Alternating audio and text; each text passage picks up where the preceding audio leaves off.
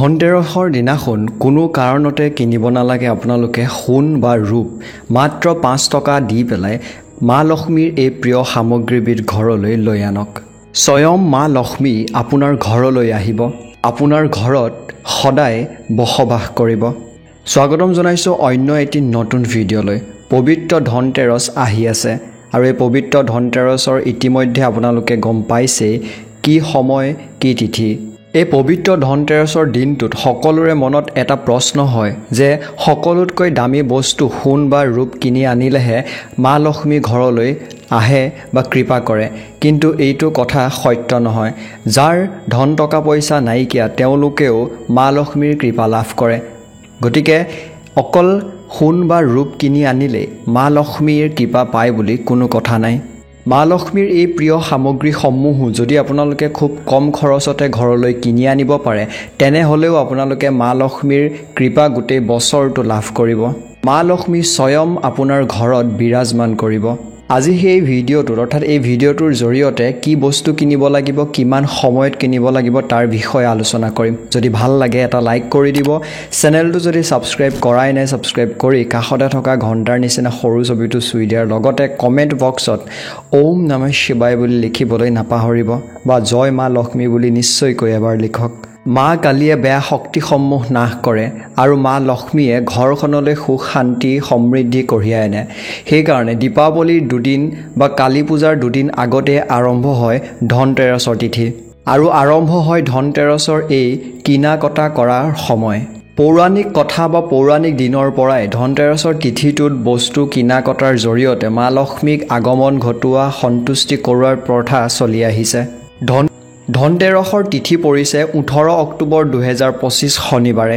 আৰু এই ধনত্ৰয়োদশী তিথি থাকিব দুপৰীয়া অৰ্থাৎ 1:21 পৰা ৰবিবাৰে অৰ্থাৎ 19 অক্টোবৰ দুপৰীয়া 1:54 পৰ্যন্ত যদি আপোনালোকে ধনতেৰসত কিবা কিনিম বুলি ভাবিছে এইখিনি সময় নিশ্চয়কৈ কিনিব পাৰে শুভ সময় আৰু যদি অত্যন্ত দামী বস্তু যেনেকৈ সোণ বা ৰূপ কিনিম বুলি ভাবিছে তেন্তে হলে 18 অক্টোবৰ দুপৰীয়া 1:51 পৰা 3:18 পৰ্যন্তৰ সময়খিনি অলপমান বেছি ভাল সময় সেই তেনেকুৱা ধৰণৰ সামগ্ৰী বা সম্পদ কিনাৰ বাবে আপোনালোকে এইখিনি সময় ব্যৱহাৰ কৰি ক্ৰয় কৰিব পাৰে ধনতেৰসৰ দিনাখন মা লক্ষ্মীক পূজা লগতে অন্যান্য দেৱী দেৱতাসকলক পূজাৰ শুভ সময়খিনি হৈছে 7:44 পৰা 8:41 সময়ৰ যিখিনি আছে সেইখিনি সময় অৰ্থাৎ 18 অক্টোবৰৰ শনিবাৰৰ দিনাখনৰ কথা এই দিনাখন আপোনালোকে এই সময়খিনি পূজা কৰিবৰ বাবে আৰাধনা কৰিবৰ বাবে ব্যৱহাৰ কৰিব পাৰে সাগৰ মন্থনৰ সময়ত মা লক্ষ্মীৰ উদ্ভৱ হৈছিল আৰু এই উদ্ভৱ হোৱাৰ সময়খিনিতে স্বৰ্গত দেৱী মাক আদৰিবৰ বাবে গোটেইখন সজাই পৰাই তোলা হৈছিল আৰু এই দিনাখন সেই কাৰণে আমাৰ ঘৰসমূহত গোটেই ঘৰখন ধুনীয়াকৈ সজাই পৰাই বা ৰংগুলি বা বিভিন্ন ধৰণৰ বস্তুৰে ঘৰখনক সুন্দৰ কৰি ৰাখিবলৈ যত্ন কৰা হয় যাতে আমাৰ ঘৰলৈ মা লক্ষ্মীৰ আগমন ঘটে সেইকাৰণে আপোনালোকে হয়তো গম পাইছে যে এই দিনটোৰ মহত্ব কিমান বেছি হয় আৰু সেইকাৰণে মা লক্ষ্মীৰ প্ৰিয় কিছুমান সামগ্ৰী আপোনালোকৰ ঘৰখনলৈ কিনি অনাটো খুবেই বেছি প্ৰয়োজনীয় এই ধনতেৰসৰ তিথিৰ দিনাখন মই যিকেইটা বস্তুৰ কথা কম ভালকৈ শুনিব সকলো মানুহে অৰ্থাৎ বহুত পইচা নালাগে খুব কম পইচাতে আপোনালোকে কিনিব পাৰিব আৰু ৰান্ধনীৰ ঘৰৰ লগত বিশেষকৈ জড়িত বস্তু আপোনালোকে ৰান্ধনীৰ ঘৰতো অৰ্থাৎ পাকঘৰত আপোনালোকে এই বস্তুবিধ ব্যৱহাৰ কৰিব পাৰিব প্ৰথমবিধ সামগ্ৰী হৈছে ধান অথবা চাউল আপোনালোকে ধান নহলে চাউলক হয়তো জানেই যে চাউলত আমি সদায় বিশ্বাস কৰোঁ মা লক্ষ্মী বিৰাজমান কৰে আৰু সেই কাৰণে এই দিনাখন ঘৰলৈ যদি আপোনালোকে খুব কম পৰিমাণৰ চাউল বা ধান কিনি আনিব পাৰে হে আপোনালোকৰ ঘৰখনৰ বাবে খুবেই বেছি শুভ আৰু মংগলময় এটা পৰিস্থিতিৰ সৃষ্টি কৰিব আৰু আপোনালোকে যি চাউল কিনি আনিব সেই চাউল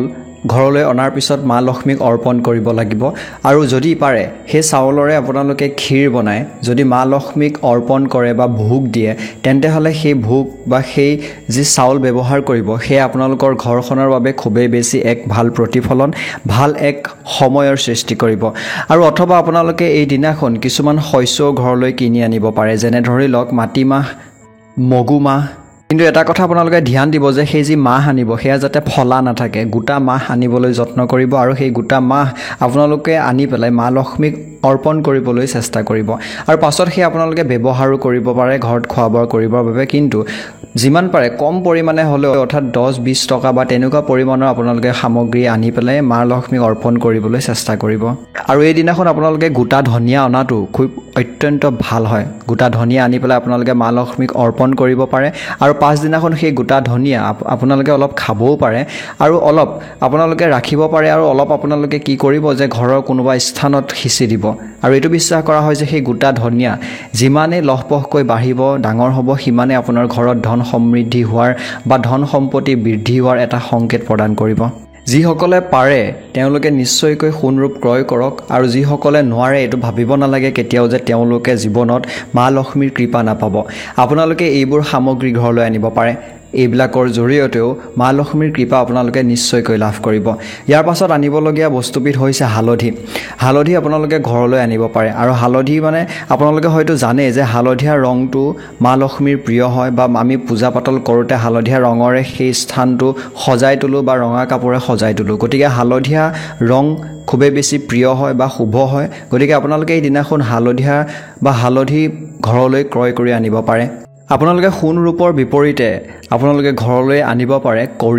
কৰি হয়তো আপোনালোকে চিনি পাইছে দোকানত গৈ যদি কয় পূজা পাতলৰ সামগ্ৰী পোৱা দোকানত যে মোক কৰি লাগে বুলি তেন্তে হ'লে আপোনালোকে সেই কৰি পাই যাব আৰু সেই কৰি আপোনালোকৰ ঘৰলৈ কিনি আনক সেই একেবাৰে কম দাম বহুত কম দামতে আপোনালোকে সেই কৰি পাই যাব আৰু ঘৰলৈ আনি পেলাই যদি মা লক্ষ্মী সেয়া পূজাৰ সময়ত অৰ্পণ কৰে থাপনাত দিয়ে স্থানত দিয়ে নিশ্চয়কৈ সেয়া আপোনালোকৰ ঘৰখনৰ বাবে খুবেই বেছি মংগলময় সেই যি সোণ ৰূপ কিনাৰ সফলতা বা সোণ ৰূপ কিনিলে যিমানটো ভাল প্ৰতিফলন পায় ইয়াৰ জৰিয়তে সেই একেখিনি ভাল প্ৰতিফলনে আপোনালোকে লাভ কৰিব আৰু এবিধ সামগ্ৰী আছে যিবিধক কোৱা হয় নাভি চক্ৰ আপোনালোকে দোকানত গৈ ক'লে এই নাভি চক্ৰ আপোনালোকে আনিব পাৰিব অৰ্থাৎ সেই বস্তুবিধো মা লক্ষ্মী খুবেই বেছি প্ৰিয় হয় সেয়া আপোনালোকে ব্যৱহাৰ কৰিব পাৰে আৰু এবিধ ফুল হৈছে পদুম ফুল আপোনালোকে জানে যে মা লক্ষ্মীৰ খুবেই বেছি প্ৰিয় হৈছে পদুম ফুল যদি আপোনালোকে ঘৰলৈ পদুম ফুল আনি মা লক্ষ্মীক অৰ্পণ কৰিব পাৰে খুবেই ভাল কিন্তু পদুম ফুল সাধাৰণতে চবতে পোৱা নাযায় আৰু সেইকাৰণে আপোনালোকে পদুম ফুলৰ গুটি আনি পেলাই সেই গুটিৰে যদি মা লক্ষ্মীক এডাল মালা বনাই পেলাই অৰ্পণ কৰে নিশ্চয়কৈ আপোনালোকৰ ঘৰখনৰ বাবে খুবেই বেছি ভাল হ'ব আৰু আপোনালোকক যিখিনি সামগ্ৰীৰ কথা ক'লোঁ হয়তো আপুনি শুনিয়ে গম পাইছে যে এইবোৰ সামগ্ৰী বহুত বেছি কোনো দামী নহয় এইবোৰ সামগ্ৰী কিনিলেও আপোনালোকৰ ঘৰখনৰ বাবে ভাল প্ৰতিফলন দেখিবলৈ পাব তাৰ উপৰি ঝাৰু আমি সকলোৱে জানো যে ঝাৰুডাল কিনাটো খুবেই বেছি মংগলময় হয়